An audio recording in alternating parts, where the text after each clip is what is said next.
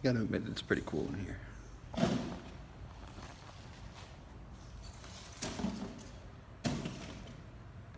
Cross, which I understand. Yeah. You know, but at the same time, it's like, guys, we're like you. You know, we're a history group. But so we're welcome. Come on through, please. Let me try and get some lights on. You know, I have those. Well, we still have that. I'll get some other lights in the rooms. Or you can have some of them turned off if you want. This is the sitting room, and again, everything you're seeing is has either been donated or purchased for this space. The mantelpieces are faux. There were never fireplaces here other than in the room we were just in, which was formerly the dining room, and the old kitchen, which will end there.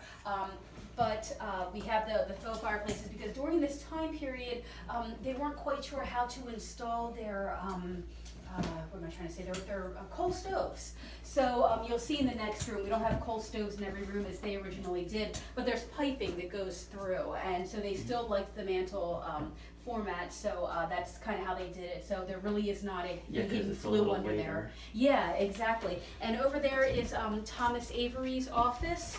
That was a room that probably changed many different times as each family utilized the house. But basically, when I was hired, I said, you know, Mr. Avery, he owned up to 350 acres of land, 340 actually. Wow. Yeah, during the height of his land ownership. So he would have needed a place to do his work. And as I tell school groups, of course, he wasn't going out to an office like we do today. He would have needed an office in the house. So we, the board agreed that we should turn this into Mr. Avery, where, you know, they wrote anything. The house was on the National Historic Register primarily as an excellent example of Greek revival architecture because it was very little changed from 1845 when it was built to 1955. So nobody really saved these people's letters. You know, we have the diary almost by accident, you know. So it's, you know, there's not a lot. I mean, the only photo I have of any member of the Avery family that lived here is this gentleman here. Thomas stayed close to home, but this is his brother, Reverend Abraham Selden Avery. Thomas was one of, and lo and behold, I usually find what I'm looking for.